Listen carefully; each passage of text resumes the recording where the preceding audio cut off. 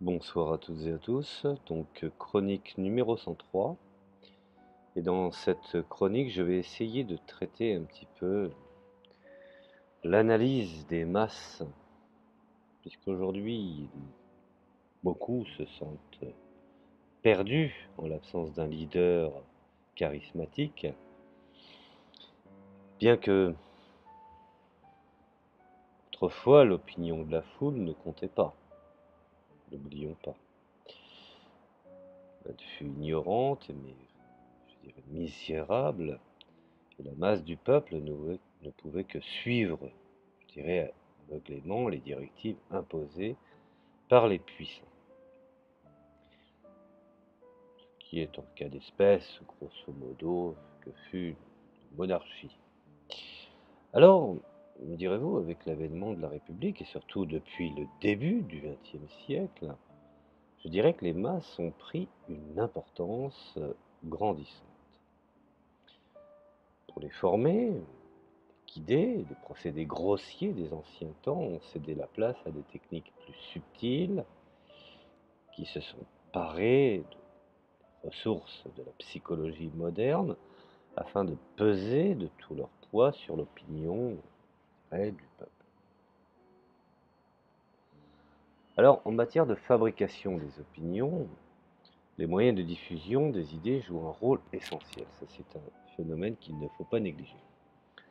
Hegel lui-même disait que déjà au début du siècle passé, la lecture du journal et la prière du matin de l'homme moderne, et cela est un fait. Cela n'a jamais été aussi vrai qu'à l'heure actuelle où les journaux quotidiens atteignent un bon tirage, et que la radio, la télévision, et dès à présent, effectivement, les téléphones portables, les ordinateurs, permettent, à juste titre, tous les médias mainstream d'être présents sur le net. Et afin de diffuser des informations à la minute près, et que dire, je dirais, de cette vitesse à laquelle l'information passe à travers les individus, tout en marchant, tout en se déplaçant, en allant vaquer soit à leurs occupations, soit à leur travail quotidien. Alors, autrefois, je dirais qu'un orateur politique ou un bonimenteur publicitaire, même doué d'une voix puissante, ne pouvait guère atteindre plus d'une centaine de personnes à la fois. Maintenant, en un instant, les mots d'ordre politique ou les slogans publicitaires, puisqu'aujourd'hui ils se confondent, agissent à longueur de journée sur nos opinions par le phénomène répétitif et mécanique. En moins de quelques heures, la France entière peut être au courant des qualités du dentifrice, du chocolat, de la vie d'un tel ou un tel, des bévues, ou du comportement de tel ou tel politique. Alors, n'oublions pas que pour recadrer un petit peu d'une façon primitive ce qu'il fut dans le passé, sans la radio, ni Hitler, ni le général de Gaulle n'auraient joué le rôle historique qui fut le leur. Chacun a aussi en mémoire les duels sans merci que se sont livrés à la télévision les candidats à la présidence ces dernières décennies. Je voudrais préciser que les procédés modernes de diffusion des idées nous suggèrent des images qui sont capables de modifier nos attitudes, et c'est alors qu'il faut jouer de psychologie et d'esprit critique avec les états d'âme de la foule. N'oublions pas également cet fameux outil du sensationnel, de l'émotivité, de l'hystérie affective, qui, à travers une image, peut conditionner un comportement ou voire même annuler une défense. Alors, en premier point, je dirais que considérons par exemple la publicité. Elle ne poursuit qu'un seul but, de façon claire, certains appelleraient ça la réclame, c'est comme ça qu'elle se qualifiait il y a quelques décennies. Et donc cette réclame ou cette publicité poursuit un seul but, qui est la vente. Or, pour imposer un article, il faut avant tout frapper le public, le rendre immédiatement attentif, et d'innombrables procédés ont été inventés dans ce but. Alors, comptons pas les outils qui sont mis en place, aussi bien les affiches, les spots, les néons, la publicité sur le net, imposée lors du visionnage d'une vidéo. Et donc la publicité, je dirais, fait partie de notre vie quotidienne. Le conditionnement que nous avons, que ce soit dans le métro ou à l'extérieur, et même présent sur des véhicules. L'homme qui part, je dirais, sur la route voit le paysage constellé de panneaux publicitaires. Et l'homme qui reste à la maison peut ouvrir son journal, son ordinateur ou son téléphone portable, ou même son magazine, ce qui est un peu plus rare, sa radio, sa télévision, sans que la publicité fasse irruption dans sa vie. Et je pourrais même aller plus loin, publicité également sur les paquets de denrées consommables. Alors beaucoup de gens insistent sur l'aspect négatif de cette publicité. Pour eux, c'est une entreprise d'abêtissement et d'ammoralité. Je reprends les travaux, je dirais ô combien incontournables et intéressants de Michel Clouscar et également de Guy Debord sur la fameuse société du spectacle. Mais au point de vue intellectuel, ils n'ont pas, je dirais, tout à fait tort. Bien au contraire. En ce sens, pour se faire vendre au plus grand nombre de gens possible, la réclame ou la publicité cherche à se faire comprendre, même et surtout du moins cultivé qui constitue crescendo de plus en plus la majeure partie de la population. Et la publicité ne voit pas les individus en tant que citoyens, mais bel et bien en tant que clients éventuels. Ce qui amène dans ces procédés un inquiétant nivellement par le bas. Alors en étant moins négatif, il faut reconnaître que si la publicité existe et se maintient, c'est qu'elle satisfait en nous un besoin important, je dirais, d'information. Dans notre économie de libre concurrence, d'économie de marché, de liberté, égalité, supermarché, la publicité paraît être, je dirais, un outil indispensable pour la diffusion des produits. Or, aujourd'hui, même les idées sont une publicité. On voit bien qu'en d'espèce, la publicité a infiltré absolument tous les domaines du commerce, le commerce les plus structurés, qu'on pourrait appeler une certaine forme d'économie, économie de marché, jusqu'au simple, je dirais, la simple ménagère étant influencée par un catalogue de la redoute. Alors, bien entendu, il reste à souhaiter bien sûr que la publicité ne puisse jamais nous induire en erreur. Ce qui malheureusement aujourd'hui, on peut estimer que cette publicité est devenue même, je dirais, la doxa de ceux qui nous dirigent et nous gouvernent, puisqu'ils ont des cabinets de consultants en communication. On prend le cas d'espèce de ces gars-là, qui a été à la fois celui qui a fait réélire François Mitterrand, mais également élire Nicolas Sarkozy. Rappelez-vous un petit peu chez Bernard Pivot, dans son émission incontournable et ineffable Apostrophe, la joute verbale entre Michel Clouscar et ces gars-là sur la différence entre les sophistes et les philosophes.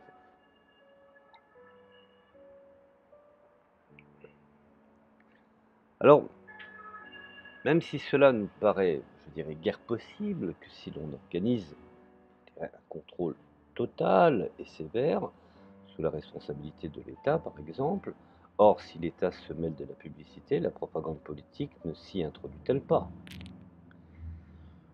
Son ombre ne se profile-t-elle pas déjà depuis quelques décennies, puisque aujourd'hui nous sommes, je dirais, dans ce qu'on appelle la conception pundienne de l'homo economicus. Finalement, au fond, aujourd'hui, la publicité pratique, alors est-ce que c'est la propagande politique qui a influencé la publicité ou est-ce que c'est la publicité qui a influencé la propagande politique? Cela nécessiterait une réflexion. Alors parlons par exemple de la propagande politique, puisque je viens de l'évoquer. Les techniques de la publicité et de la propagande politique sont si peu différentes, comme le dit par exemple Domenech. Dans certains pays, la propagande politique vit en symbiose avec la publicité. Dans le cas d'espèce, aux États-Unis, les campagnes électorales sont à peine différentes des campagnes publicitaires. Et nous voyons cette influence également dans des pays qui sont, je dirais, biberonnés par l'américanisation, tels que, prenons le cas d'espèce, de la Corée du Sud, où les campagnes, je dirais, politiques sont faites avec des pom-pom girls, des slogans, des chapeaux, des produits dérivés et des petits drapeaux. Alors à notre époque, l'importance de la propagande politique est considérable. Hitler lui-même prophétisait sur Mein Kampf, excusez-moi de le citer, ce sinistre cire, mais pour étayer ce que j'avance, vous voyez, c'est ce que disait Tcherkotine quand les démocraties utilisent les armes de la dictature. Alors la propagande sera une arme terrible dans les mains de celui qui saura s'en servir. Finalement, au fond, il savait de quoi il parlait. Et cela est terrible, en effet. Je dirais même que si ce n'est plus dans le domaine du commerce qu'elle cherche à nous influencer, mais dans tous les actes de la vie. Finalement, comme je vous l'ai défini tout à l'heure, sur la définition pundienne du fameux Homo economicus,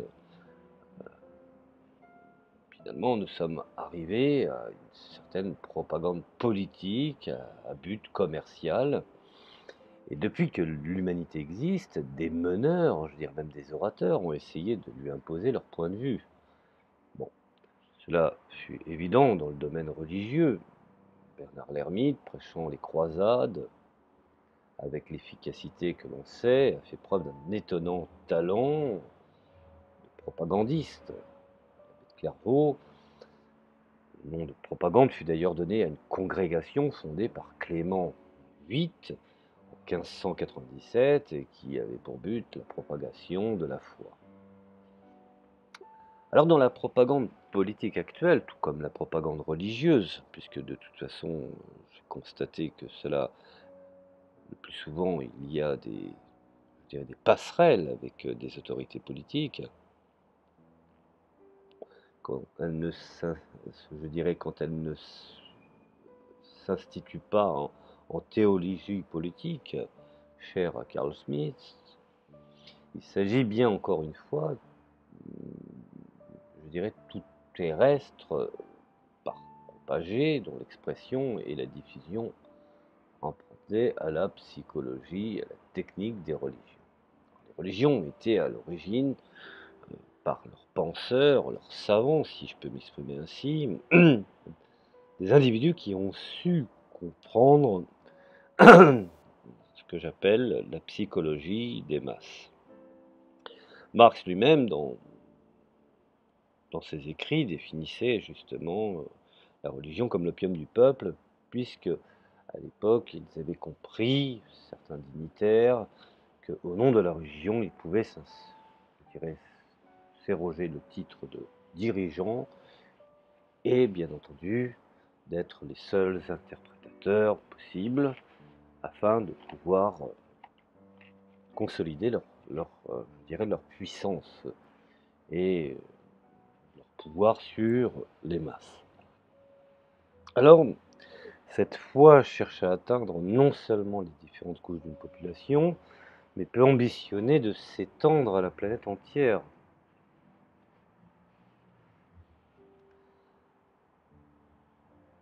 Alors devant les perspectives qui se dressent devant nous, l'emprise de la propagande sur les opinions, nous devons prendre conscience de notre personnalité, sinon disparaître dans un agrégat ou une masse silencieuse, chère à Baudrillard. Tenant à leur discrétion, les médias dont la capacité de suggestion et d'incitation ne cesse de croître, les publicitaires et les firmes sont en mesure de gérer en permanence et selon leurs intérêts propres, qui ne sont plus des intérêts nationaux ou même des intérêts, je dirais, européens, mais des intérêts mondiaux, tout le fond de l'imaginaire dans les cultures occidentales modernes. J'ai évoqué dans d'autres audios l'importance de ce phénomène sans précédent puisqu'il implique, je dirais, un déplacement radical du lieu d'émergence de la culture de masse et de la culture populaire. N'oublions pas que l'important, c'est le statut de l'individu et les transformations qu'il est amené à subir dans cette industrie moderne des stéréotypes, ou bien entendu dans la fabrication des mythes de notre société, le rapport à l'imaginaire, qu'on peut déterminer aujourd'hui dans beaucoup de propagande, qui malheureusement font foi, sont des concepts d'imaginaire, sont des rivalités d'imaginaire. Alors ainsi, il ne tient qu'à l'homme d'approfondir le sens de ses actes, de diriger ses instincts. L'éducation nouvelle offre de grands espoirs pour ne plus former des robots, mais des individus conscients et capables de choix personnels et d'objectifs. Malheureusement, ce n'est pas le chemin que nous prenons aujourd'hui. Traditionnellement, il y avait la distinction entre les personnes et les choses. D'un côté, je dirais les sujets humains qui sont défunts en soi et doivent être traités comme tels, et de l'autre, la catégorie, bien entendu, des choses, de tout ce qui peut être instrumentalisé. Alors, cette catégorie s'étend pour Kant à tous les êtres naturels, c'est-à-dire les êtres dont l'existence dépend, à vrai dire, grosso modo, non pas de notre volonté, mais de la nature, étant donné qu'ils sont des êtres dépourvus de raison, ils n'ont qu'une valeur relative, celle de moyens, et voilà pourquoi on les nomme les choses. Sans doute, il faudra, je dirais, user d'un grand discernement, et si nous voulons éviter les partis pris, l'emprise des théories tendancieuses que nous pouvons approuver, cependant, un constat doit nous rassurer. Il faut à la propagande un terrain spécial pour s'enraciner. Il faut qu'elle reçoive, je dirais, qu'elle soit préparée, qu'il y ait un carcan, je dirais, possible. Terrain, bref, un terrain favorable. Et c'est l'esprit de l'homme dont la condition matérielle est si précaire qu'il est prêt à écouter n'importe quelle chimère pour ne pas sombrer dans le désespoir. C'est aussi celui de l'hésitant, du faible, du déséquilibré ou de l'ignorant. Regardez aujourd'hui comment on culpabilise des masses et finalement crescendo, l'individu commence à douter de lui-même et de son destin jusqu'à arriver au point à se détester. Rappelez-vous la phrase de Poutine concernant la France, pardon, quand il expliquait que finalement, au fond, euh, les Français avaient la haine de soi et ne voulaient pas que les Russes, après cette période de transition chaotique et destructrice, les Russes en arrivent à la même situation. Alors, espérons que dans le contexte économique et social que nous vivons actuellement, chacun fasse la part des choses, sans empiéter dans ce terrain favorable que je viens sinistrement d'expliquer. Alors on parle beaucoup je dirais, de tempérament physiologique ou psychologique, voire même psychiatrique, mais il y a aussi des températures d'opinion. Prenons par exemple le psychologue américain French, qui a démontré que plus une personne est équilibrée, plus ses opinions envers les questions économiques, philosophiques et religieuses étaient constantes et modérées, voire même mesurées. Car il est important d'avoir une distance dans les analyses entre la théorie et la mise en place de la théorie. Bref, quand elle est mise en pratique, souvent les choses sont différentes. Alors au contraire, les individus dont la personnalité manque de fermeté, de richesse, quand je parle de richesse d'esprit, ont en général des opinions exagérées, elles ont besoin de se rassurer. Elles passent d'ailleurs avec une facilité étonnante d'une attitude extrême à celle qui lui est exactement opposée. Celui qui professe par exemple une opinion extrême est considéré trop souvent avec respect comme une force de la nature, un charisme sans bornes, un leader, un individu possédant une personnalité défiant toute chronique. En fait, c'est un colloque au pied d'argile, il faut être juste là-dessus, qui domine l'absence de sens, des nuances et la suggestibilité aux idées toutes faites. La résistance à la publicité et à la propagande politique est essentiellement tributaire, je dirais, de notre harmonie psychique, de notre éducation, de ce que nous en avons fait et de notre instruction, voire même de l'épanouissement de notre personnalité. Alors face aux multiples influences qui cherchent à nous dominer, aucun autre remède nous permettra d'acquérir la notion du juste milieu. Bannir la haine, avoir un certain sens de la tolérance, réfléchir, se méfier des idées reçues, et avoir un certain sens de prudence, voire même de vigilance, est exigé. C'est l'individu qui voudra comprendre le monde tel qu'il est aujourd'hui. Alors, soyons francs, il existe chez l'homme des facultés mentales qui seront découvertes, comme le fut l'inconscient à la fin du siècle dernier, et je dirais même trouvera également des méthodes nouvelles capables de décupler la puissance de notre esprit. Cette pensée doit nous servir de guide si nous voulons demeurer des contemporains, futurs, maîtrisant les nouvelles technologies qui finalement au fond s'imposent à nous. Alors toutefois, pouvons-nous proposer à la société contemporaine pour résister à la publicité et à la propagande? La critique peut être une méthode destinée à se distinguer ou même, je dirais, à se singulariser et bien entendu, par voie de conséquence, savoir la différence entre le vrai et le faux. Par quel canal la faire? Toujours le même problème, chacun voit la chose à sa portée et les interprétations sont éparses. Comment ne pas en proposer une interprétation arbitraire, car ces choses matérielles ne conduisent-elles pas à régir les phénomènes sociaux? Ces faits humains, je dirais, susceptibles d'être observés, analysés, expliqués, disséqués, positivement, ne peuvent-ils pas l'être par nous à l'échelle locale puis nationale, et voire même internationale ensuite? N'est-il pas illusoire de chercher l'explication et la causalité des phénomènes derrière leur motivation apparente?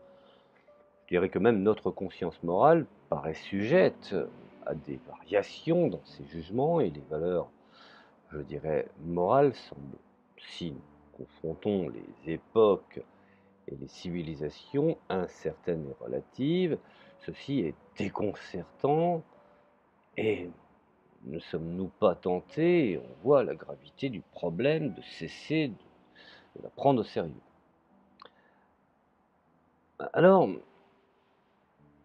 je ne veux pas aller trop loin non plus dans mes analyses, mais est-ce que finalement, euh, au premier point, il est regrettable de comparer finalement au fond politique et publicité, puisque quand on a tendance à amalgamer les choses, on en rejette effectivement la politique. La politique est synonyme de corruption, chez les Grecs c'était un synonyme de peu sérieux, mais en la rejetant, finalement au fond, eh ben, nous sommes condamnés à suivre ceux qui malheureusement en sont les seuls tributaires. Alors, me direz-vous, ceci est gênant, voire même déplaisant, du fait qu'un politique se bat pendant plusieurs années pour arriver à des résultats en travaillant sur le terrain. Ils ne sont pas tous non plus corrompus, même si effectivement, je dois le reconnaître, une bonne partie l'est cependant. Alors, un petit citadin peut-il faire, je dirais, cette analyse? Les médias nous montrent parfois le contraire. Les politiques vertueux sont toujours des hommes de terrain, Mais il ne faut pas nier aussi que l'on fabrique les politiques par l'ENA, Sciences Po, et que parfois cela, je dirais, flirte avec la pub. Rappelez-vous un petit peu, et je le dis souvent, beaucoup font des hautes études, comme par exemple les hautes écoles de l'enseignement, je dirais, national de l'administration, même de Sciences Po, pour rentrer comme haut fonctionnaire et ensuite finir pantouflard dans une banque d'affaires privée, bien entendu. Et on parle de flirt avec la pub, mais on parle aussi du flirt avec la jet set, avec le monde des médias, le monde de la musique, le monde également de la médiacratie, cher à De Virieux. Et donc, à titre d'exemple, combien de gens connaissent leur maire de Paris? Si ce n'est que par la détestation, ou par les gabegies ou les erreurs commises. Alors, le leadership, on peut considérer qu'il a disparu, puisqu'il n'y a plus aujourd'hui, effectivement, de leader charismatique. Soyons honnêtes, de Macron à Mélenchon, de Mélenchon à Marine Le Pen, ou à Fillon, aucun ne peut prétendre un leadership complet ou avoir un charisme pour pouvoir mettre en accord, du moins, une majeure partie de la population française.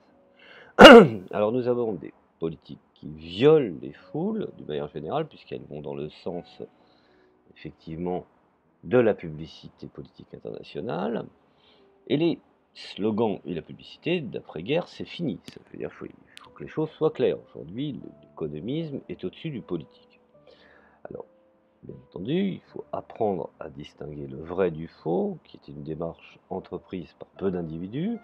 Il ne faut pas croire à toutes les promesses, même si on veut espérer ou on transmet son espoir dans certains slogans que peut prétendre l'homme politique quand il a décidé de se faire élire.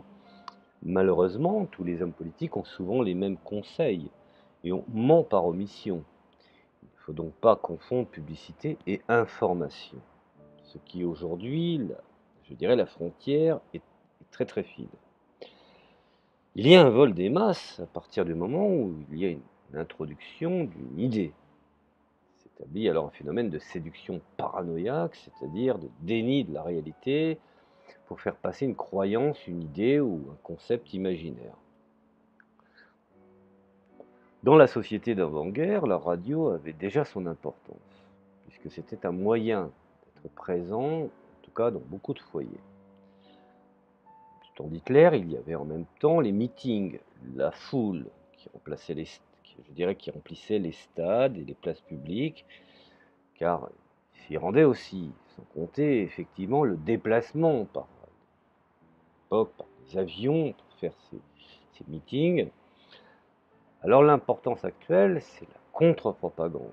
Si on a les moyens par les médias, on peut faire passer des deux messages. Internet a le contre-pouvoir du viol des masses, bien qu'il y aurait tentative, puisque est présent aussi également pas mal du luberlu. Alors il faut de plus en plus une moralisation de la publicité. Car ce phénomène soulève un autre problème d'équité, d'égalité, en particulier sur la consommation. Par exemple, comment faire comprendre à un enfant que telle marque vestimentaire est aussi valable qu'une grande marque, Adidas, Basket Reebok, Nike, etc., ou une marque de produits d'hygiène, ou encore une denrée alimentaire. Ceci n'est pas un besoin d'information de l'individu, mais cette technique et la pub ne peut, je dirais, être arrêtée que par le boycott. Au cours de certaines campagnes publicitaires, les pouvoirs publics même ne soutiennent pas la contre-publicité. Le veau aux hormones en a été un exemple, je dirais, flagrant. La publicité peut être faite aussi au travers de la musique. Les paroles de certaines chansons font passer des messages très divers qu'il faut savoir décrypter. Prenons par exemple le rap, le slam qui chante ou disent la vie de la cité ou de la précarité. Pourquoi ces soulèvements dans les milieux défavorisés? Les thèmes ne sont pas, je dirais, récents, toujours nouveaux, mai 68, chômage, SDF, sans a- bon, travailleurs pauvres, etc. Bon. Alors il faut développer de plus en plus l'esprit critique, car faire monter l'audimat sur certaines séquences commerciales permet de vendre sans qu'il y ait forcément à penser. C'est ce qu'on traduit par la musique surgelée. Je m'explique rapidement. Dans les années 80, un individu qui tous les matins se rase devant sa glace, écoute à son poste de radio des musiques en boucle, qui à la fin, effectivement, le week-end arrivant, se rend au supermarché et au rayon disque prend le 45 tours qu'il a écouté toute la semaine. Domaine de conditionnement. Le conditionnement va plus loin également, conditionnement de la musique lors des périodes de vacances où des jeunes ont connu une petite amie et pour se rappeler celle-ci, ils achètent la musique, sans également oublier l'aspect nostalgique pour certains qui ont vécu des époques et largement révolues et qui aujourd'hui sont devenus seniors. Bon, alors bien entendu, tout cela sont des éléments extrêmement importants à comprendre et à réfléchir. Voilà, je voulais faire cette petite analyse rapide sur, je dirais, compréhension je dirais, le Lebonienne ou sur Gustave Le Bon. Je pense que la psychologie des foules reste encore un livre de nos jours extrêmement incontournable, important. J'invite à le lire. On peut le trouver à une somme modique, presse universitaire de France. Également La Société du spectacle de Guy Debord, livre un peu ardu, un peu complexe, mais quand on en comprend le sens, on analyse très très bien la société du spectacle dans laquelle nous sommes aujourd'hui.